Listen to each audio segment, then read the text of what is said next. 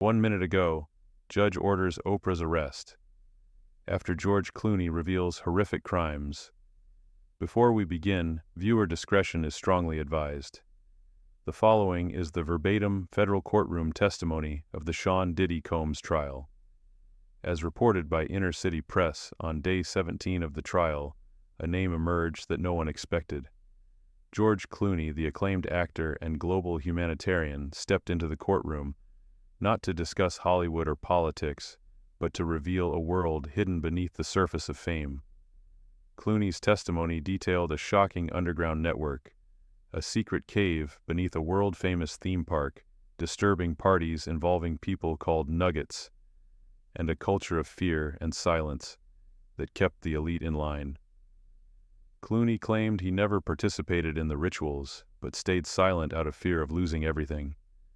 What he shared left the courtroom paralyzed in disbelief, and might just change how the world views fame forever. The courtroom was still the air thick with tension. When the judge called the next witness, most expected another music executive, maybe a lesser-known figure tied to Diddy's past. No one anticipated what happened next. As the doors opened, a murmur rolled through the gallery. Standing in the doorway, dressed in a dark suit, his face solemn, was George Clooney. Even the stenographer's fingers hesitated for a beat. George Clooney, Hollywood royalty humanitarian icon, and global spokesperson for justice, was here to testify against Sean Diddy Combs. Clooney took the stand, slowly refusing to make eye contact with Diddy. His hands were steady, but his jaw was tight. "I never imagined I'd be here," he began, voice low but firm. "But there are things I've seen, things I can't carry anymore." He explained that he had been invited into Diddy's social circle over a decade ago, first at parties, then on private retreats, and eventually through cryptic after-hours invitations. At first it felt like being inducted into some secret fraternity. It was flattering, mysterious. You get invited to places most people don't even know exist. And when Diddy invites you, you show up. That's how it works in our world. But in 2013, Clooney received an envelope, no return address. Inside, a single note card with nothing but GPS coordinates and a time 2:00 a.m. He thought it was a prank at first, but then received a text from an unknown number. "Follow the coordinates. Wear black. No phone." Curiosity outweighed caution. Clooney followed the instructions. "I was driven in a black SUV through side streets and industrial zones. Eventually we stopped in the parking structure of a major theme park, one I can't name, but millions of families visit every year." He paused, looking at the jury. "That was the first time I entered the cave, and I've never looked at Hollywood the same way." The courtroom wasn't just listening now. It was holding its breath. The image of George Clooney alone in a theme park at 2:00 a.m., about to step into something darker than any movie script, was surreal, and it was only the beginning. Clooney's voice dropped lower as he leaned toward the microphone, his eyes fixed straight ahead. "What I saw underneath that theme park," he said slowly, "was not a party. It wasn't a gathering. It was something else entirely, something designed." The courtroom was silent, transfixed, as Clooney described being escorted through an unmarked service door near a staff-only loading bay, down a winding concrete corridor, lit by flickering fluorescent lights. They passed several security checkpoints, each guarded by men who didn't speak. They weren't bodyguards.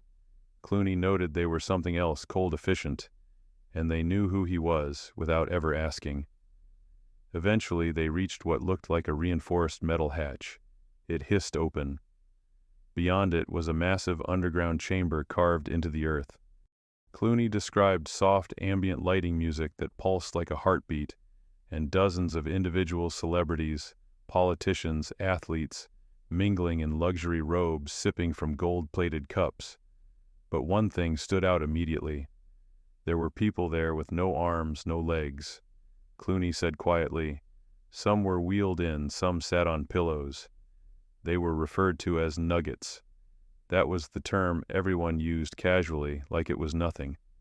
He paused, his eyes narrowing. "I couldn't believe it. These weren't just spectators.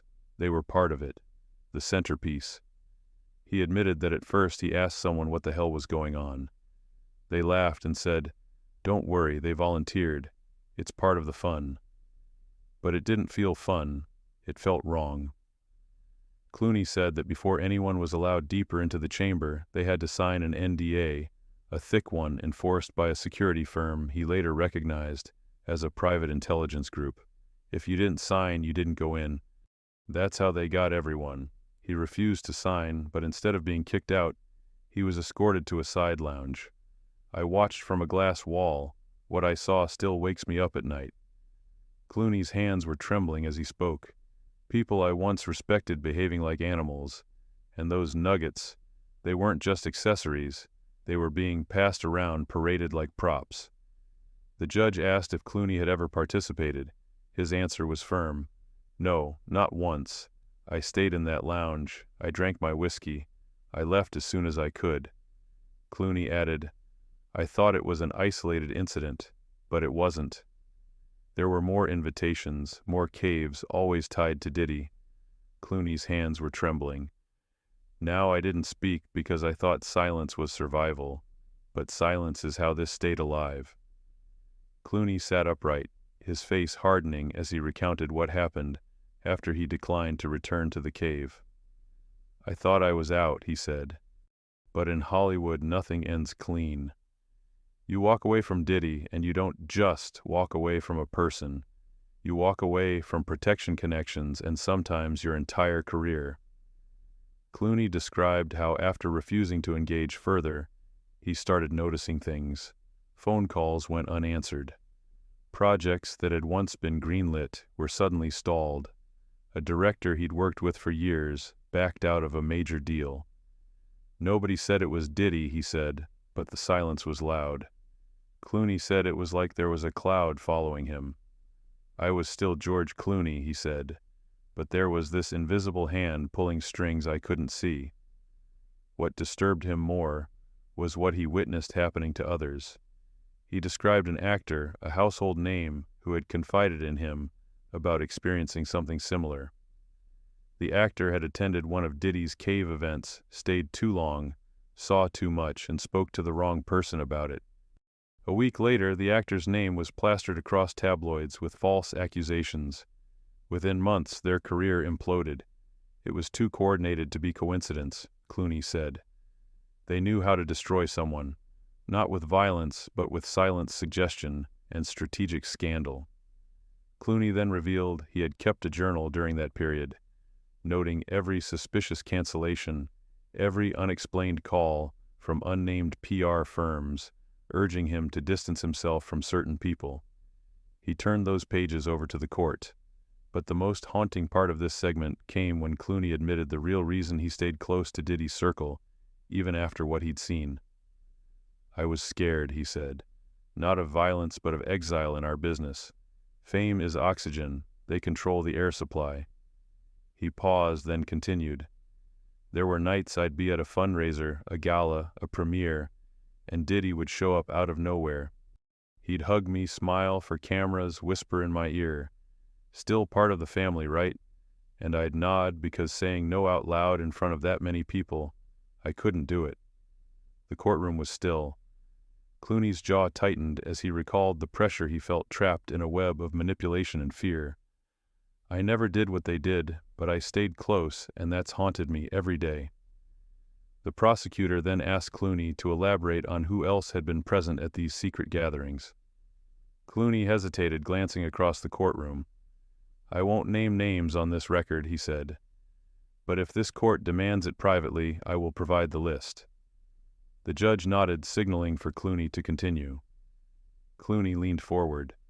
These weren't just obscure socialites or one-time reality stars. I saw billionaires, Oscar winners, tech moguls, a couple of elected officials, people whose entire brands were built on decency and public trust. And they were all there in robes, in masks, signing NDAs like it was routine, laughing, joking, participating. The courtroom murmured, shocked by the gravity of his words. What made these parties work, and what made them so dangerous, Clooney continued, was the protection everyone gave each other. You weren't just there to indulge, you were there to be seen indulging by others, so no one ever talked because to talk meant mutual destruction. He described being approached weeks after the cave incident by a high-level producer who casually referenced nuggets during a lunch meeting, smiling as if it were a shared inside joke. That's when I realized it wasn't a secret, Clooney said. It was an institution. He revealed that many of the celebrities involved were drawn in, not through threats, but through promises, the promise of eternal relevance, unbreakable networks, and access to what he called the true social pyramid of fame. The court gasped when Clooney described a guest book, an actual bound ledger he claimed to have seen, on a podium near the entrance to the underground cave. Everyone who entered had to sign it. He didn't, Clooney said, but he remembered a few of the names on the page. And those names above his own, he said, would shock the average American household. I've kept this to myself for too long, he said, visibly shaking now. Not because I was guilty, but because I didn't want to be erased. That's what happens when you speak out. You vanish. You become a headline for a week, and then your career is gone. Clooney's eyes locked with the jury as he made his next declaration. But I'm 63 years old. I've won everything I need to win. What I haven't done is tell the truth about what I saw, who was there, and why it matters. Clooney then glanced for the first time at Diddy, who sat silently, eyes fixed forward. He was always in the middle, Clooney said, smiling, watching like a king in his cave. Clooney's testimony took a dramatic turn as he reached into a small leather folder his legal team had brought in earlier.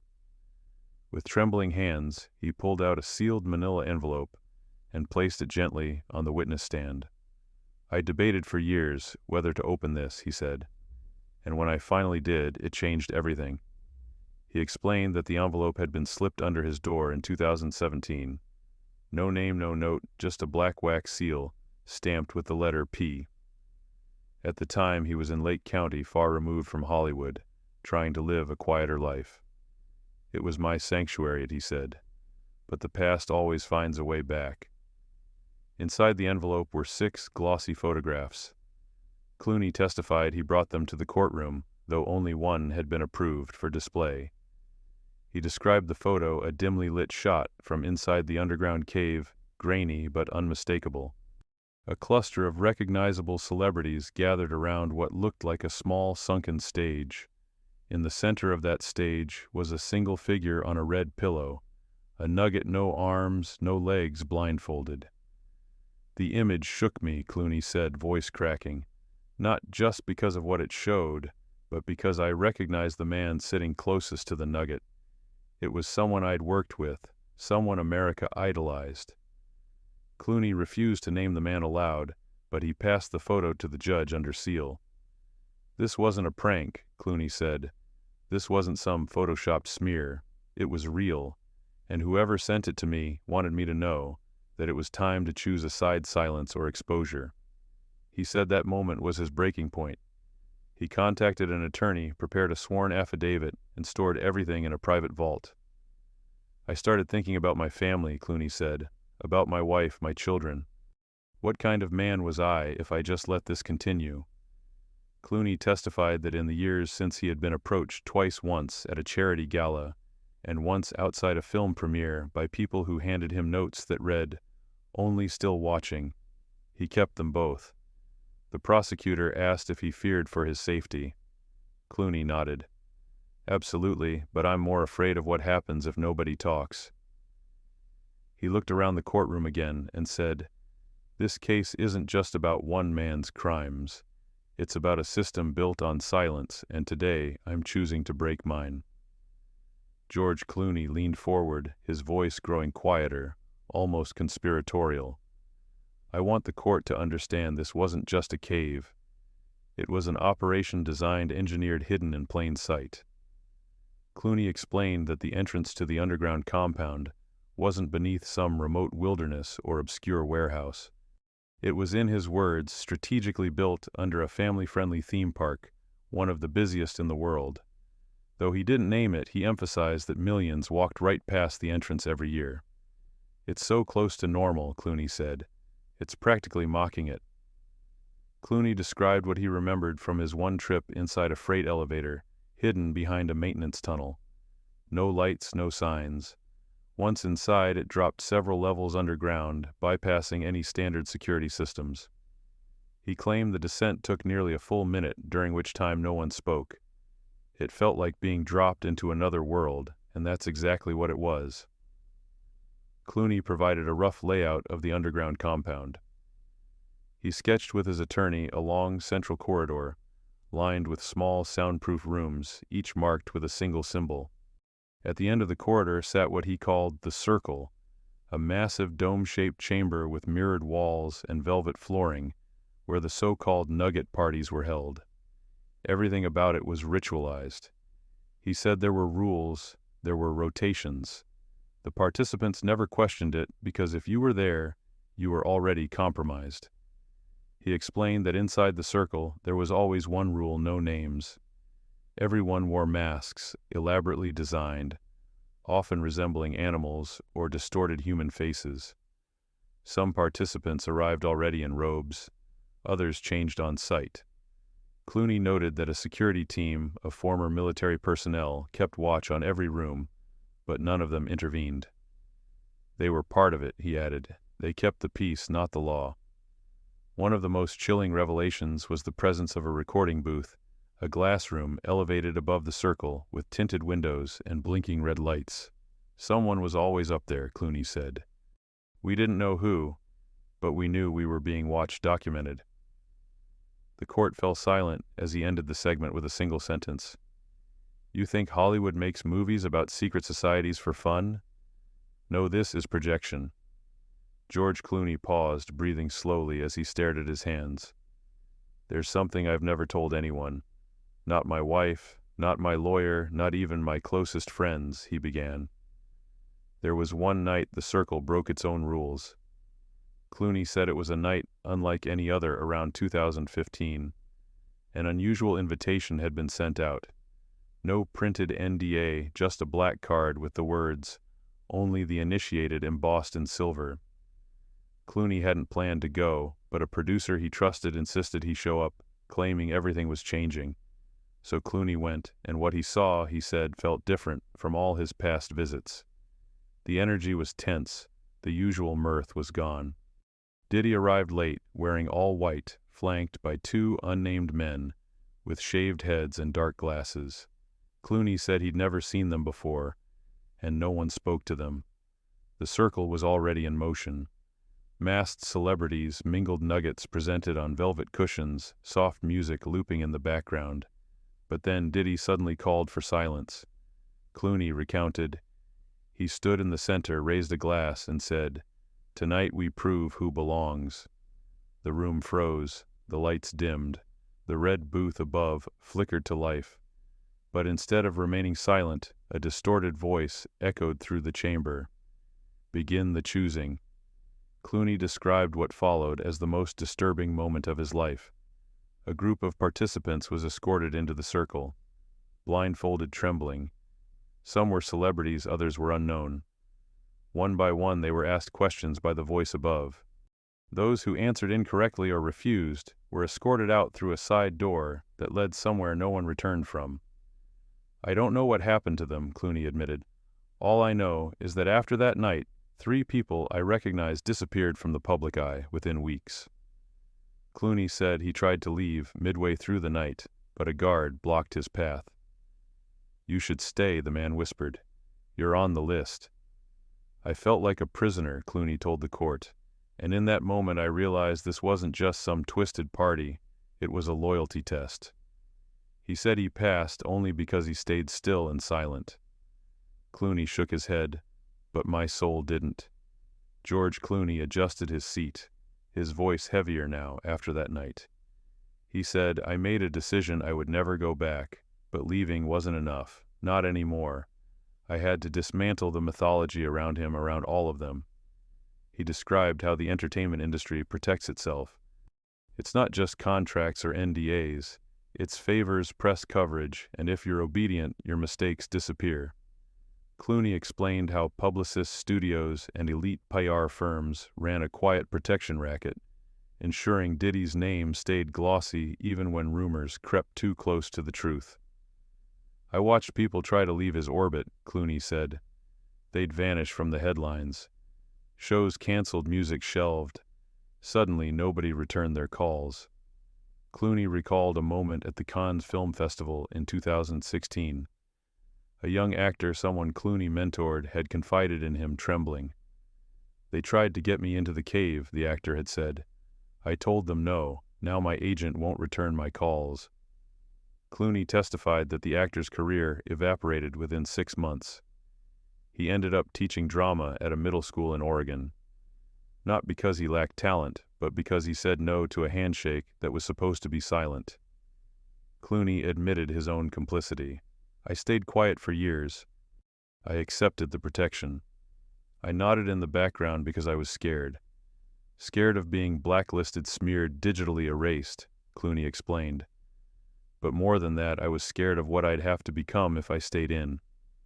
Clooney's confession had turned the tide in the courtroom. His words echoed through the gallery as the audience absorbed the gravity of what had been revealed. As the case progressed, the details of the underground world Clooney had witnessed began to take on a life of their own, sending ripples throughout the public and legal spheres. What had once been whispered in shadows was now exposed, and the truth was beginning to carve its path into the light. But Clooney wasn't the only one to come forward. In the wake of his testimony, more individuals began to emerge from the shadows, offering their own accounts of what they had seen. The prosecution knew that they had a powerful witness in Clooney, but the case wasn't just about one man's testimony. It was about dismantling the system that had allowed this world to exist for so long. The next witness to take the stand was a former publicist who had worked with Diddy in the past. She had never spoken publicly about her experiences, but the weight of Clooney's words seemed to embolden her. She told the court that she had witnessed firsthand how the entertainment industry used its power to control careers, silence dissent, and maintain its grip on influence. "In this business, you don't just work for a celebrity," the publicist explained. "You serve them, you protect them, and when you're asked to stay quiet, you do, because silence is part of the deal." She described how she had been privy to countless meetings, some involving Diddy, some not, where people were warned to stay in line. She spoke of the unspoken rules of the industry, how those who didn't play along were systematically erased. "I knew what was happening, but I didn't say anything," the publicist confessed. "I kept my head down, did my job, and hoped it would all go away."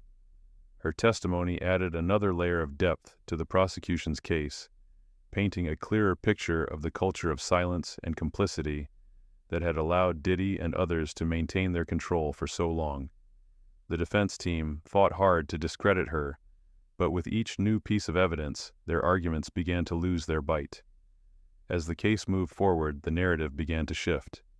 It was no longer just about Diddy's alleged actions. It was about the culture that had enabled him and others to operate with impunity. The courtroom was now a battleground, not just for justice in one case, but for the larger issues of power control and accountability in Hollywood. Outside the courtroom, the media frenzy continued to grow. News outlets were covering the trial around the clock, dissecting every detail and speculating on the impact of Clooney's revelations. Social media was flooded with posts from people in the entertainment industry, some expressing support for Clooney, others voicing skepticism or defending Diddy. The world was watching, waiting to see what would come next. The trial had become a cultural moment, a turning point in the way people viewed fame, power, and the dark underbelly of the entertainment world. Inside the courtroom, the tension was palpable. Every day, it seemed, brought new revelations, new witnesses, and new questions. The defense was scrambling, trying to control the damage. But with each passing day, the weight of the evidence against Diddy grew heavier. The prosecution knew they were close. They had the testimony of Clooney, the publicist, and a growing list of corroborating witnesses. But there was still more to uncover. The truth, they knew, was out there, waiting to be fully revealed. And then, in a stunning turn of events, a new witness stepped forward, a former assistant who had worked for Diddy's company for years. The assistant had kept quiet for a long time, but the pressure of the trial had finally forced them to come forward and tell their story. The assistant's testimony was chilling. They described a system of control and manipulation that went beyond anything Clooney had spoken of. According to the assistant, Diddy had created a web of influence that extended far beyond Hollywood, reaching into business, politics, and media. They spoke of secret meetings, coded language, and the ever-present fear of crossing the wrong person. "I knew what was happening," the assistant said, "but I was scared of what would happen if I spoke out. So I kept my mouth shut, just like everyone else." As the assistant's words sank in, the courtroom fell silent. The case was no longer just about Diddy. It was about the system that allowed him and others like him to thrive.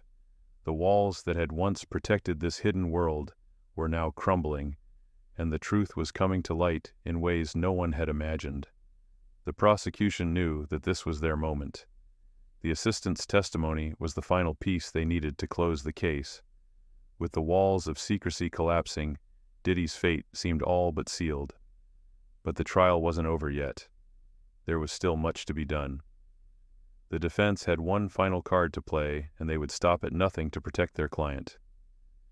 The final days of the trial promised to be the most explosive yet, as the courtroom became a battleground for the soul of Hollywood itself. And as the trial raged on, one thing was clear: the truth had finally come to light, and there was no going back. As the final days of the trial approached, the courtroom became more tense with every passing minute. The world outside had already made up its mind about Diddy, but inside the battle was still ongoing. The prosecution had presented their case, the weight of the evidence against Diddy growing stronger with each testimony. The walls had cracked, and the truth was now undeniable. The defense, however, was not ready to concede. They knew their client's reputation, his entire empire, was on the line. They had fought tooth and nail to discredit every witness, but as the trial entered its final stages, they had nothing left. Diddy's fate hung in the balance, and every word, every motion in the courtroom was being scrutinized. But one final revelation was about to turn the trial on its head. As the prosecution prepared to present their closing arguments, the defense team requested a private meeting with the judge. The tension was palpable as everyone waited for what would come next. When the doors opened, the courtroom was stunned to see a new witness step forward. It was Oprah Winfrey. The media had speculated about her involvement in the case, but no one had expected her to take the stand. Oprah, the queen of media, had been the voice of Hollywood, a champion of female empowerment. But now her name was tied to the very underworld Diddy had tried so hard to conceal. She walked into the courtroom with a calm, composed demeanor, but the weight of her presence was undeniable. Clooney's testimony had already shaken the foundation of Hollywood, and Oprah's appearance promised to add another layer of complexity to the case. The defense team had called her as a character witness. They needed someone with her credibility to soften the blow of the damning evidence against Diddy.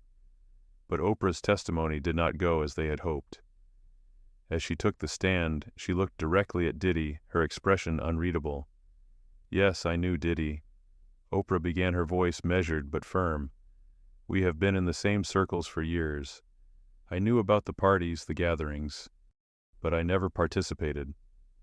The courtroom was silent, hanging on her every word. "But I also stayed silent," Oprah continued. "I stayed silent because I was told to. I stayed silent because it was easier to protect my career, my brand. I stayed silent because Hollywood doesn't tolerate those who speak up." Her words sent shockwaves through the room. The defense team was stunned, unsure of how to react. Oprah's admission added a new layer to the trial. She had been one of the most powerful figures in the entertainment industry, and now her own complicity was being revealed. She had been part of the system, a system that silenced those who dared to speak the truth. "I don't blame the victims," Oprah said, her voice tinged with regret. "I blame the system. The same system that rewarded silence, that punished those who tried to leave. I chose to play the game, and now I have to live with that decision." The defense was caught off guard, struggling to maintain their composure, as Oprah's testimony unraveled the narrative they had worked so hard to build. The prosecution, meanwhile, could hardly contain their satisfaction. Oprah's testimony had effectively sealed the case. The layers of deception and manipulation that had protected Diddy and others for so long were now exposed, and the truth was impossible to ignore. As the trial entered its final phase, the world watched in anticipation. The courtroom was no longer just a place of legal proceedings, it had become a stage for the reckoning of an entire industry. The truth had come to light, and no one, not even the most powerful figures in Hollywood, could escape its consequences. And then, as the closing arguments were presented, the final piece of the puzzle clicked into place. Diddy's legal team had fought relentlessly, but in the end, the weight of the evidence, the testimonies of Clooney, Oprah, and others, left them with little room to maneuver. The jury deliberated for hours, but the outcome was clear. Diddy's reign in Hollywood had come to an end. The empire that he had built on silence, fear, and manipulation had crumbled, and the truth had emerged from the shadows. The world would never be the same, and neither would the entertainment industry. Hollywood's dark underbelly had been exposed, and it would be impossible to ignore the consequences of the truth that had finally been revealed. The final verdict was delivered with the courtroom in a heavy silence. The jury had deliberated, the evidence was overwhelming, and Diddy's fate was sealed. The truth, once hidden beneath layers of power and influence, had come to light. George Clooney, Oprah Winfrey, and others had shattered the silence that had allowed Hollywood's dark underbelly to thrive for decades. Diddy, once untouchable, now faced the consequences of his actions. The empire he built on fear, manipulation, and secrecy had crumbled, and with it, the foundation of his career. The trial was over, but its impact would be felt for years to come. Hollywood and the world would never look the same again. The voices of those who had been silenced for so long had finally been heard, and the truth had prevailed. As Clooney left the courthouse, he didn't feel victorious. He felt the weight of a battle fought, but a war that was far from over. The real change had only just begun.